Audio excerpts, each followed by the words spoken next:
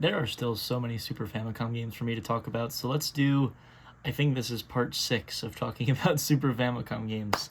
Let's dive right into it. The Super Famicom, of course, the original Japanese release of the Super Nintendo that we got here in North America. Anyway, we're going to start off with a series that is kind of famous, even if not as famous here in North America, and that is Front Mission Gun Hazard. So this is a side-scrolling / action RPG spin-off developed by Omiyasoft and published by Squaresoft, who would of course later go on to become Square Enix.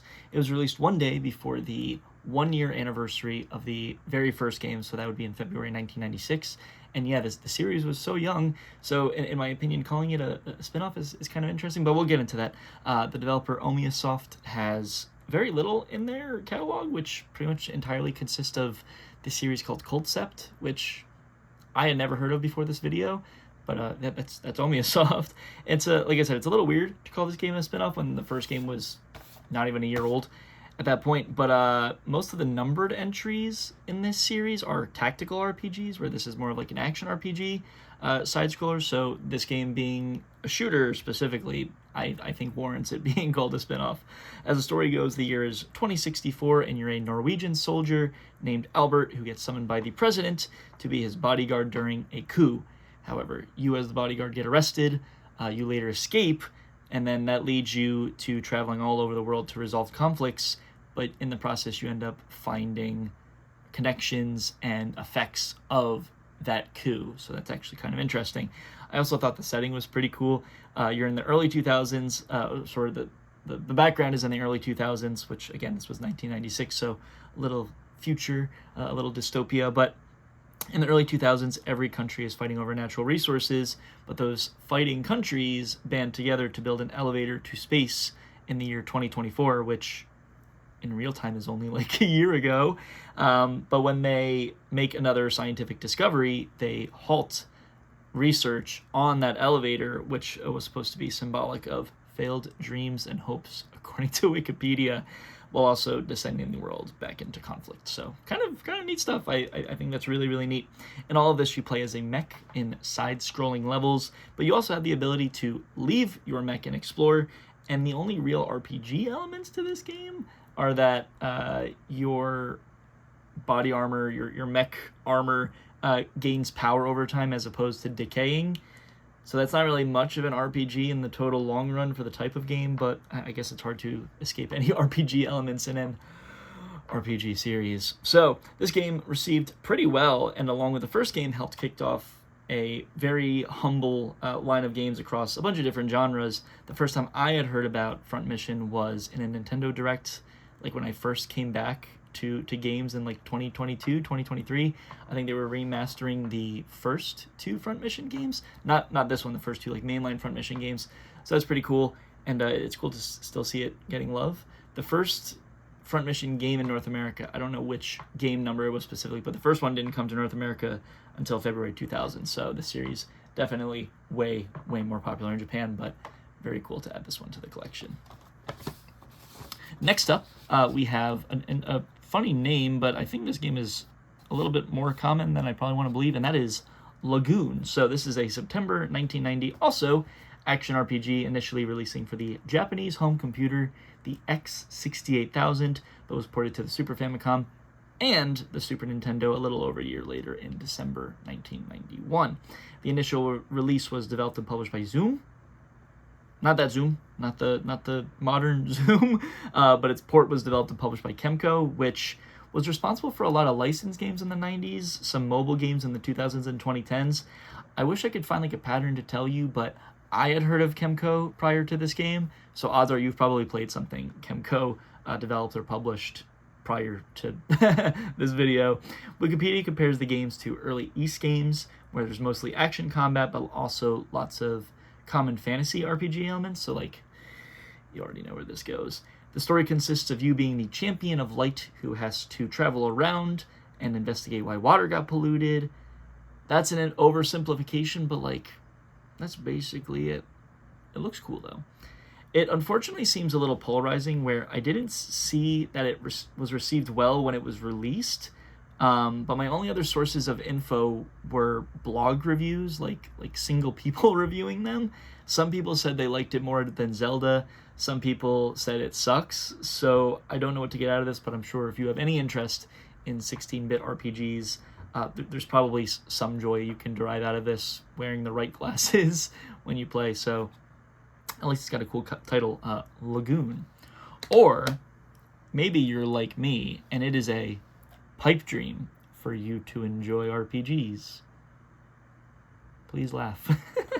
So, Pipe Dream, the original Pipe Dream was released on computers in June 1989, almost exclusively in North America and Europe, but definitely not in Japan. The first PC port in Japan didn't come out until over 2 years later in September 1991, but Japan was also the first place to get a home console version of it, with Pipe Dream releasing on the Japanese Game Boy in July 1990, 2 months before the North American Game Boy in September 1990. So that's already sort of a strange release history for the series on the whole, but the game has a super weird release history after that, with an NES version releasing at the same time as the North American Game Boy release, but that NES version only came out in North America, so Japan didn't get a Famicom version. This Super Famicom port was released in August 1992, and just as strangely, Japan is the only region to get this version. So odd, I don't know. The original PC game was developed by the Assembly Line, who has virtually no other notable games and isn't notable for any other reason than they had a hiatus from 1992 to 2018, according to GameFAQs. But it was also published by Lucasfilms in North America, the studio that's owned by George Lucas, the guy who made Star Wars and Indiana Jones, that George Lucas.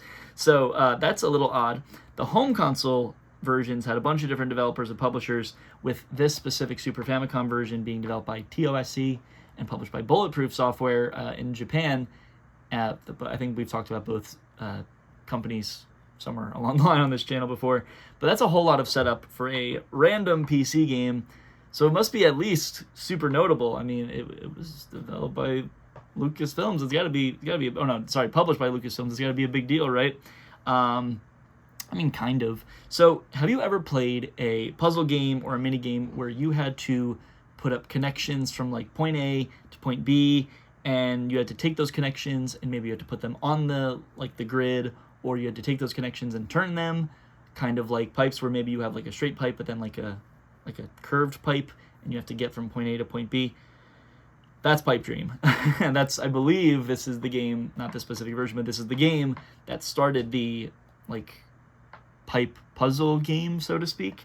Your only job is to put up those pipes, make minimal connections, but this very early version of Pipe Dream, you kind of only got your pieces in this like Tetris-like fashion of like it'll tell you what your next piece is instead of like getting to choose your next piece. I'm not really super familiar with like mainline Pipe Dream games, but yeah, so it was a little hard. I also don't think you can rotate or move those pipes when you put them down, so definitely an early version of it that would end up being perfected, but odds are you've played this type of game before, so it is cool to add Pipe Dream to the collection, even though I had no idea what it was when I bought it. And that's a lot of talking about pipes. Is this a dream that I'm talking about pipes? Would you say it's necessarily a tower dream? Please, I'm begging you to laugh. So, completely unrelated to Pipe Dream, this is Tower Dream, which is an October 1996 party/board game that honestly most closely resembles a Monopoly-like goal of bankrupting people, but it's like Mario Party level tomfoolery. So this is kind of awesome. This is why I love Dokapon Kingdom.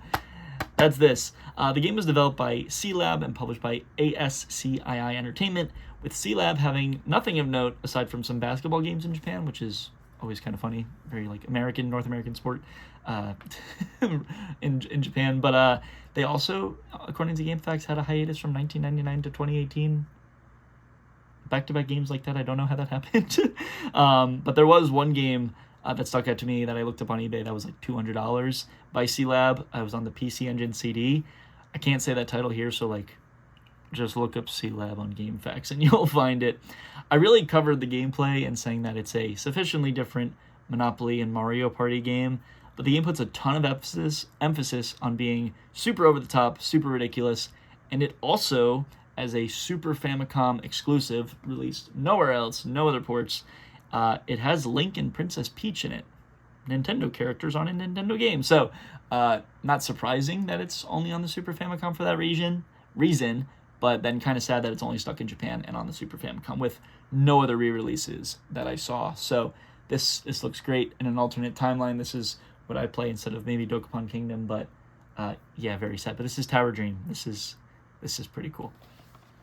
Last game we're going to talk about for this episode is an interesting one because you've heard of it before, but you're not going to hear about it the first time around.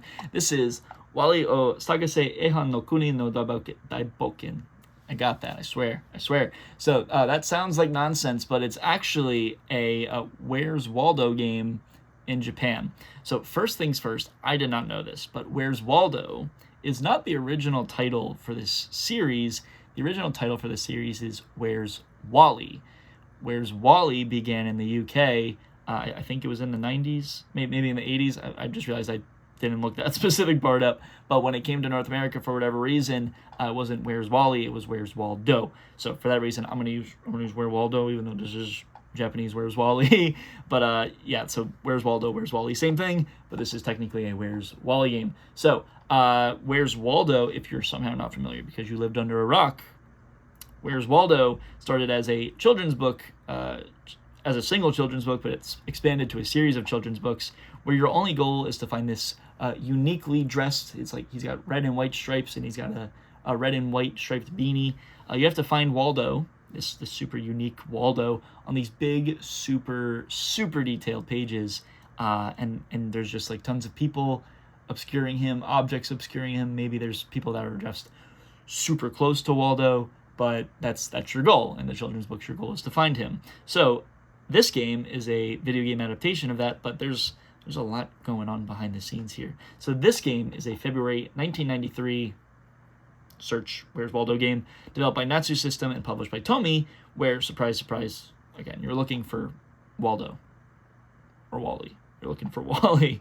Natsu System, just on the side, isn't anything of note, but they have F1 pole position, Mahjong, Shogi games, stuff we've kind of talked about here before.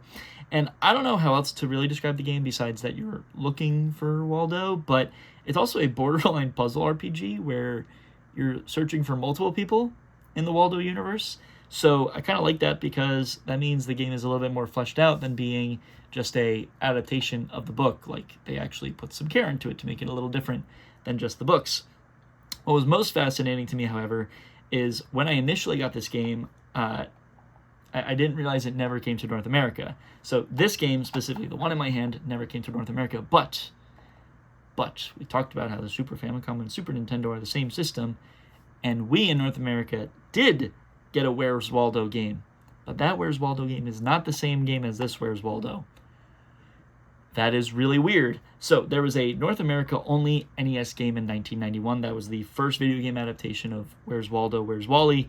And there was another North America only game in 1992 on NES, Super Nintendo, and Genesis.